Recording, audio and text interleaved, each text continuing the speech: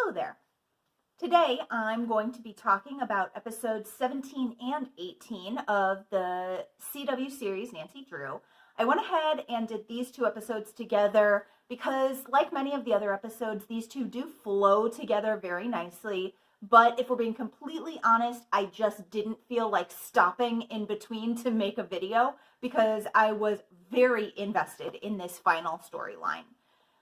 Going ahead and jumping right in, Nancy had just found out that Lucy and Ryan were her parents biologically, not Carson and Kate Drew. Then we start out the episode 17 with Nancy freaking out over this. And looking at it, I think Nancy's freak out is completely justified. She makes a great point that Carson got up every single day and chose not to tell her this information. Now, along these same lines, I think that one thing this show does really well is stick to the characterization of the people that they've put in place here. So along with this, Carson sticks to his guns. He's done this all the way through the show. No matter what the repercussions for his actions are, he is 100% committed to the fact that he is doing the right thing no matter what happens as a result of his decisions. Then, looking at it from Nancy's point of view, I don't know if anybody has pointed this out to her. I think Ace is the first one in episode 18 to say, look, it's been a heck of a year for you. Do you need somebody to talk to? I'm here if you do. But from that same perspective, to break down the last year for Nancy, she needs to be seeing a therapist. If anything, I'm surprised that they haven't started showing symptoms of post-traumatic stress disorder with her. Because if you look at the list of things that she's dealt with, first of all, her adopted mom died, the woman that she knew as her mom. Second, she didn't go off to college as she had planned. Then her dad is arrested for murder, and she thinks that her parents may have killed somebody because of something that she had done or left out. He's in prison for a while. Then she's haunted by ghosts pretty severely, I would say. She is a potential suspect for a murder case. She breaks up with her boyfriend, Nick. Then she has her friend slash hookup buddy die, Owen, in episode 16. Then she is haunted by another ghost, spirit rather, what do we call the Equita? They go back and forth because they don't quite know what they are. And just among other things, she goes through and she finds out that she has a grandmother and an uncle that are still alive that she didn't know about. Her biological uncle tries to kill her, and she has to deal with that whole thing. So really, the fact that she's still standing is a testament to her strength of character. Then, along those same lines, we see Nick. He has gotten out of jail. He has lived on his own, made a good living for himself. Then he loses his place to live with Josh. He breaks up with Nancy. There's the will they won't they with George. He buys a restaurant. He figures out what was going on with Tiffany's murder. He comes into a lot of money. And throughout this whole thing, he's still very level-headed. He's open. He wants to have conversations about how he's feeling, what's going on. He's not someone to withhold things from the people around him. Then we've got George. And she was in I think it's fair to call it an abusive relationship. She was kept somebody's secret. She was taught at 17, which I didn't realize that she was underage when she was dating Ryan. So that makes it grosser. Even just the fact that he is Nancy's dad.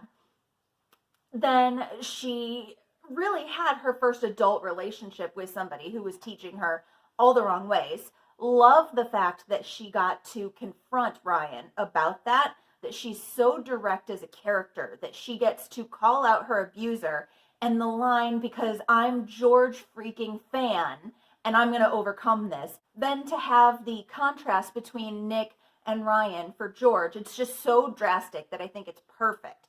It shows the best possible outcome, the worst possible outcome. So for George to jump from Ryan to Nick and have that really frank conversation about how she feels about showing affection in public, how she's been taught the wrong way to do these sorts of things, and how she's learning and just putting it all out there for him that, hey, bear with me on this.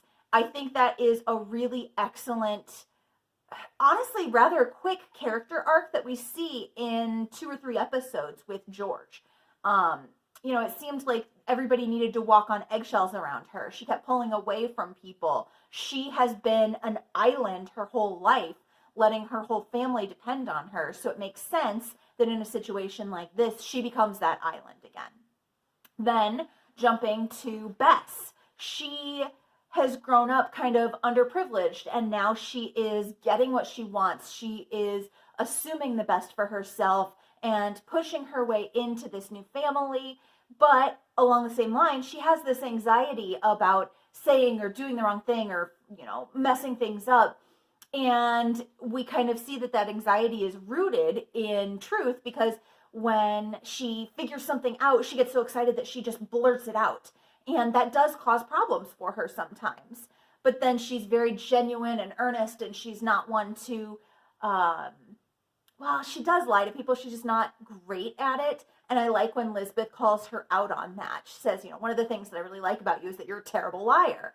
And so I think, again, very true to character. She's an earnest character, but not always good at what she wants to be good at. But she's trying. Then jumping to Ace. He is rather paranoid, but he takes steps to figure out how he can overcome the worst case scenarios. And then he puts them into place. So he's very level-headed and chill because he's already thought about the worst possible outcome, so he doesn't need to worry about them because he has taken those precautions. So again, just great characterization, very consistent, and that is something that I feel like even some of the best renowned shows struggle with, is the consistency of those characters and their responses to things. I'm very impressed with this. With episode 17, one thing that seemed a little strange to me is that everybody is suddenly going to Diana Marvin's birthday party.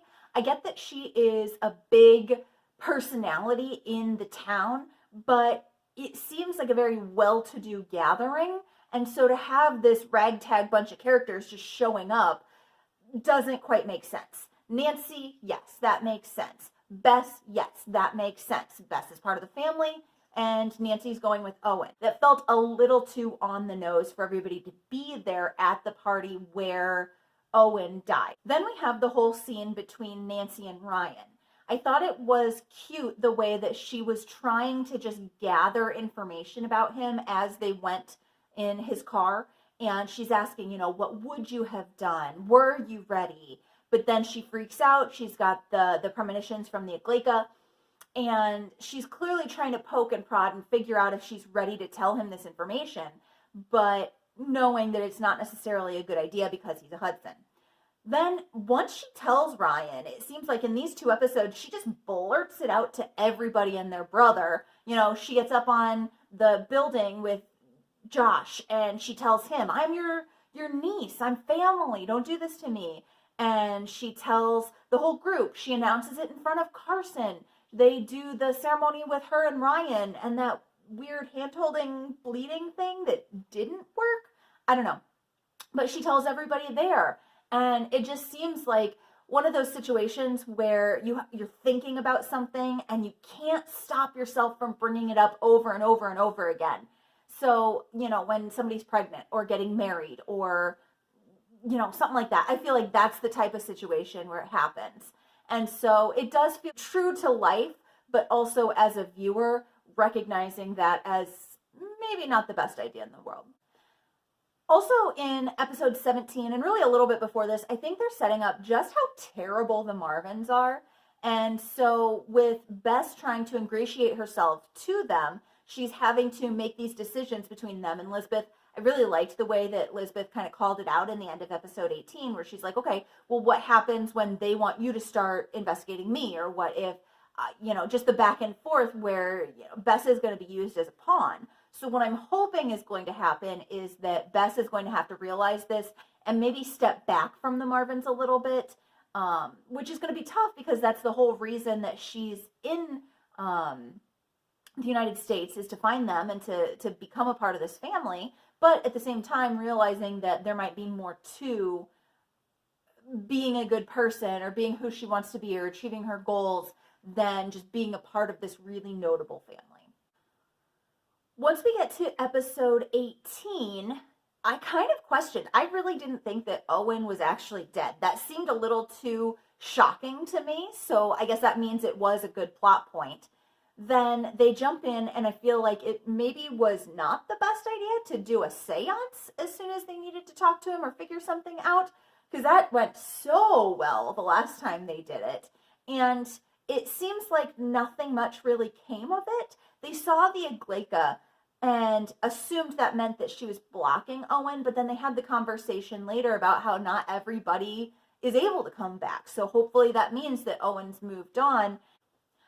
Another thing that I totally called is that Hannah came back in the season finale. So they go in and they're talking to her at the Historical Society about the Aglaika, and she tells them that in all of the interactions that she's had with text or people who have interacted with the Aglaika, when they kill somebody to take what's owed to them, that they kill everybody all at once. So if they weren't all killed at the same time as Owen, then it probably wasn't her who had killed Owen. And then I finally got my Scooby-Doo moment in this episode because they called it out and they said, hey, you know what? Maybe this isn't supernatural. And then it wasn't. That was such a relief. I've been looking for that the whole series. And then to get it in the season finale just felt so, I don't have the word for it. It felt good. I liked it. I liked getting that closure on the Scooby-Doo moment there. But I was doubly happy because, again, it's just Hannah. I love having her there. I hope she's a bigger feature in season 2, but I'm not holding my breath because, again, she only showed up twice in this entire season. When Nancy went to go talk to Patrice, I thought that was a really sweet moment. However, I question the realism of it because she is so far gone with her dementia. So for her to realize both that Nancy isn't Lucy and to be open enough to understand that she is her grandmother in that moment felt a little contrived, but it was a very sweet moment where she said, I've missed your whole life.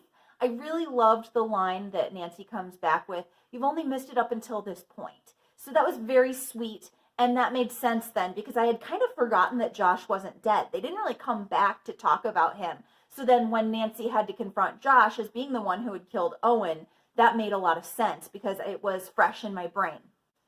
Then again, with just the Easter eggs, the call-outs, so many shots of Nancy Drew walking upstairs with the flashlight, as per the original book series and kind of the iconic image of her. So that's always appreciated and great. And then with the ending of this, it is so dark.